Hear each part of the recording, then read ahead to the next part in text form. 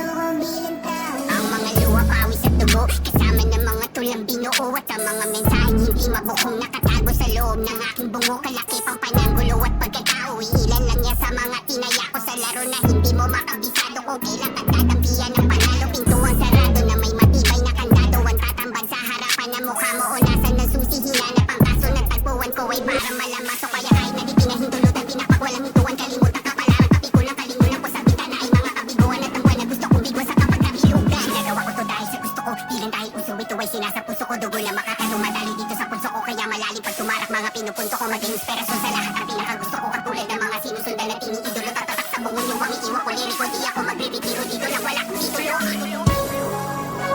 Ako'y nalilito,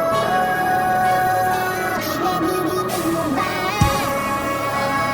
ang sarili ko nagsasalita? Wala namang nag-uusap, pero bakit may bumubulong?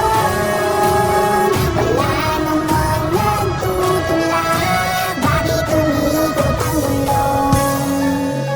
Naririnig ko ang aking sarili,